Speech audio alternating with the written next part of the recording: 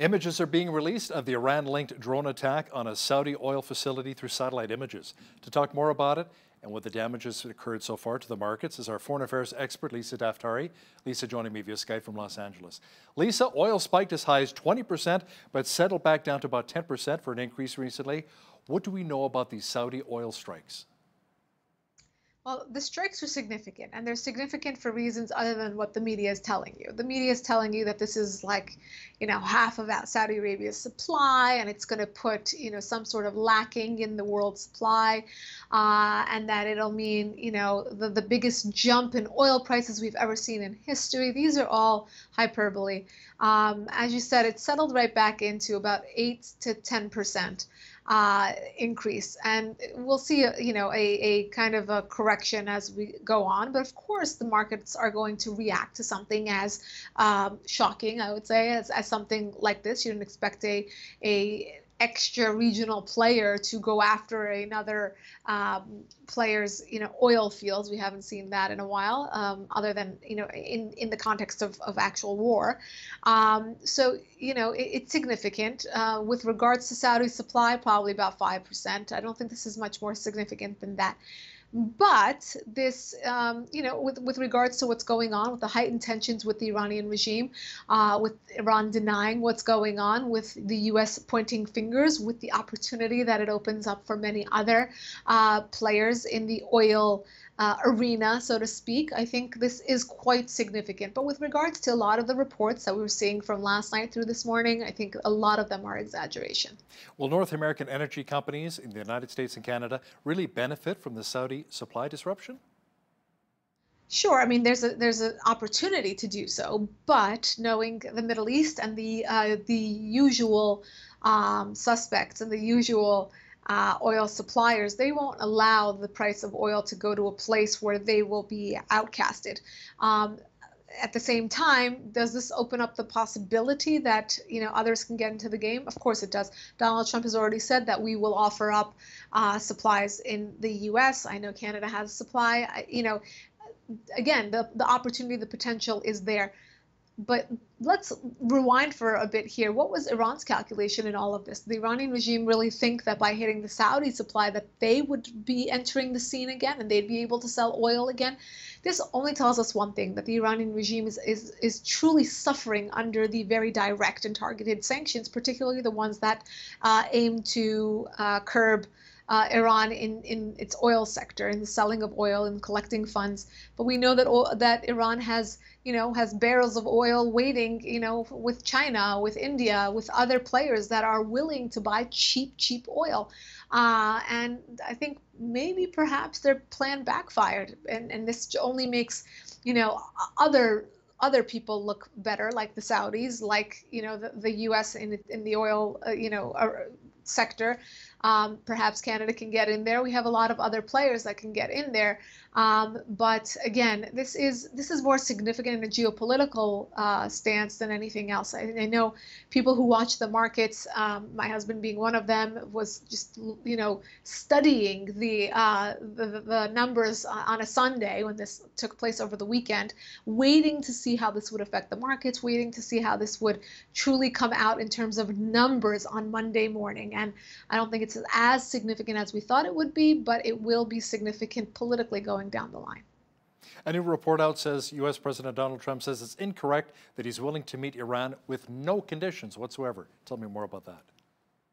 Right. So, we've had a very weird couple of weeks with regard to U.S.-Iran relations. We had the firing or resignation. It's a he said story with John Bolton and President Trump with regards to President Trump asking or John Bolton resigning from his position as National Security Advisor. We all know that John Bolton is quite hawkish, particularly when it comes to hot zones like Iran and Afghanistan, Venezuela, etc. But with regards to Iran, the removal of John Bolton opened up this big question mark or possibility of the United States sitting down with Iran with no preconditions. We don't know how this phrase got in there, no preconditions. why would the United States sit down with Iran with no preconditions when we're the ones holding the leverage over Iran? Iran's regime wants to sit down with the U.S., of course, ever since the United States pulled out of the nuclear deal in May of 2018. It's been something that has hurt the Iranian regime. Obviously, their economy is crippled by the sanctions, and they don't have the normal trade partners, and the deal was what gave them hope to normalize relations with the West. So, of course, now this news, in light of what happened over the weekend and the strikes on the oil fields, is correcting this phrase of no preconditions. I think it's still on the table from what we heard from advisors over the weekend, that Donald Trump would be open to meeting with Iran, but we're going to have conditions. There's news out of China, Lisa, and that the Asian nation is banning flying pigeons and drones as Beijing's preparing for its 70th anniversary military parade. Well, when you have so many enemies inside and outside your country, you don't want any flying objects over even a happy occasion, because you won't be able to differentiate between enemy and self. So, it makes sense that China would ban such a thing, and particularly knowing the Chinese government and how they're wonderful at banning and censoring and, curbing the population. This is yet again another example of that. Australian intelligence says that China was responsible for a cyber attack on its national parliament and the three largest political parties before the general election in May. That's according to a new report from Reuters. Yes, this is a very, very curious story. What does China have to do with Australia? What are they doing there? Why are they hacking their infrastructure? It goes to show that China's sights are set far beyond what we believe. It's not just about Hong Kong. It's not just about sitting down with the U.S. over a trade deal. But when you look at China's activities, whether it's in the continent of Africa, in the continent of Latin America, and now we're hearing about Australia, it's that they have an expansionist view. And with this perspective, they are going everywhere. And of course, they lead with what they're strong at, and that is cyber crimes and hacking and technology. And we know for a fact that they own so many of the technology highways, so to speak, the information highways in Latin America and Africa. I mean, these are places that they're investing their time and energy. They are flexing their muscles. They are, they are taking over where maybe the rest of the world, particularly the West, is really sleeping on this. It's a wake-up call. Military might is not the only thing, and it's not what leads us anymore. It's not the barometer to measure a nation's wealth and superiority anymore. I know superiority is probably a bad word in today's political climate, but we're looking at other things, and I think China has this game down pat. They realize that they need to grow with regards to technology and expand, and what better way to show the world their might than to do it through their cyber capabilities. Lisa, new reports say North Korea's Kim Jong-un has invited Trump to visit Pyongyang.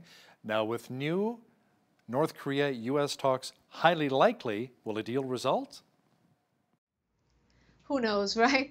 We had one first meeting that was called historic, and we had photos, and it looked wonderful. And in the aftermath, President Trump said it was amazing, and they've become the best of friends. And then we had a second one that was pretty lukewarm. And again, the celebration being just the fact that they met, but nothing resulting from the meeting. At the same time, since the second meeting, there's been some positive news out of the relations between the U.S. and North Korea, and then some negative news. And I think, a lot of eyes are on North Koreans, a lot of eyes are on Washington to see who will make the next move and who really has the upper hand here. It's not as clear as perhaps the situation with Iran or China, but with North Korea, who's the one who's not coming to the table and who's the one who kind of pulled out. So now Kim Jong-un invites Donald Trump once again. Are we any closer to striking a deal? Who knows? But the fact that they would meet again is a positive development in this ongoing courtship, so to speak. Yeah, the dance continues, absolutely. The political crisis is deepening in Hong Kong, Lisa, as protesters have retaken the streets. They were hurling gas bombs at government buildings in the latest wave of unrest. Yes. If you study the history of the people of Hong Kong, if you look at, the temperament of the people in Hong Kong, if you look at just the history of this newish protest, 99 days, um, it seems to be gaining ground and gaining, momentum, becoming increasingly violent, becoming increasingly heightened. And I think the people of Hong Kong, they recognize an opportunity and they're not backing down anytime soon. The government, likewise, doesn't want this to, doesn't want this to go away without the message being heard, but at the same time, it might be out of their control at this point. They can use tear gas, they don't want to use anything more. We're not seeing an escalation in the crackdowns on the protesters, which is a good thing. And it only tells us that this will continue for the time being. It's a very, very delicate situation. We're watching the Chinese and how they're dealing with it, moving assets into Hong Kong more and more every day, trying to do something about it without having this heightened, because China can't afford to do that. But I think had we been in a different political climate with regards to China, we would have seen a bloodbath. We would have seen, the crackdowns from the first day, and for them not to allow this to get to the point that it's gotten. But until then, I think that timing is on the side of the people of Hong Kong, and they will continue to use that to their favor. U.S. and Afghan troops claim to have killed at least 38 Taliban fighters, Lisa. Afghan women are afraid their hard-won freedom may be in jeopardy as Taliban talks resume. Tell me more about that. Sure. What a different place we're in with regards to the Taliban in Afghanistan than we were about a month ago, right? We were talking about talks between the U.S. and the Taliban in order to ensure a better future for the people of Afghanistan. And of course, we knew that that was a pipe dream in and of itself, because Taliban, a terrorist organization that's brought nothing but bloodshed and terrorism to the people of Afghanistan, did not have the potential or the intention of bringing any sort of peace or calm or stability to the people of Afghanistan. And now that the U.S. pulled out of the talks with Afghanistan, we're seeing more and more bloodshed. We're seeing suicide bombings. We're seeing the Taliban show their true colors as they were before. That's what you can't even blame them for. They were showing us their true colors all throughout, and the West was pretending that it was not happening and that we would continue with talks. Now that the U.S. formally pulled out of talks with the Taliban, we're seeing more reports of a crackdown on the Taliban, where assets in that region are going after Taliban fighters, perhaps also making a symbolic move to say that terrorism will not be tolerated. If you want to sit down with the U.S. once again, if talks are going to be reinstated, then you need to earn that position at the table and that negotiating power.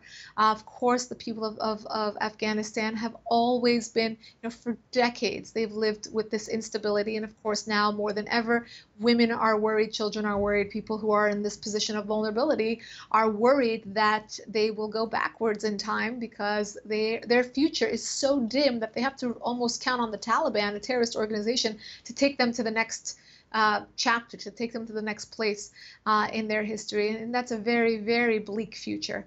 It's not an easy situation. What is the solution for Afghanistan? How can they nation build when they don't have, the infrastructure, they don't have a leader, they don't have the right tools in order to do so?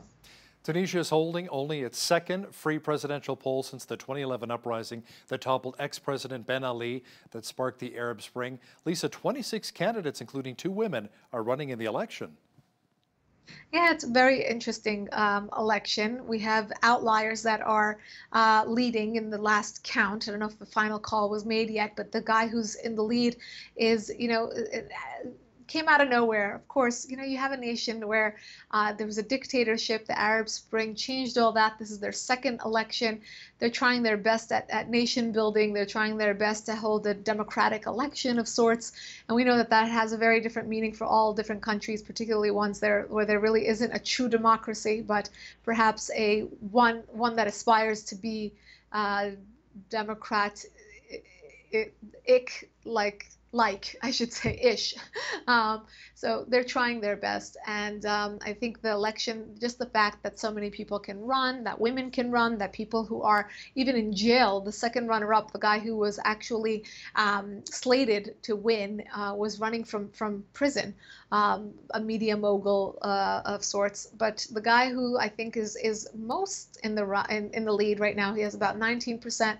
The last time I checked, he's, out of nowhere kind of guy, and maybe that's the solution for the Middle East, one of their own to lead them and to kind of to set an example. Remember, Tunisia was the country that set the example for the Arab Spring. It's not talked about as often, but the street vendor who set himself on fire as an example to say we've had enough, that's where the Arab Spring started. And now this election, it's truly a symbolic event that shows that where there's a will, there's a way, and the people of Tunisia led the way to this election day. Our foreign affairs expert, Lisa Daftari, joining me once again from Los Angeles. Thanks so much, Lisa. My pleasure. On behalf of all of us here at BCN, I'm Hal Roberts. God bless, and thanks for watching.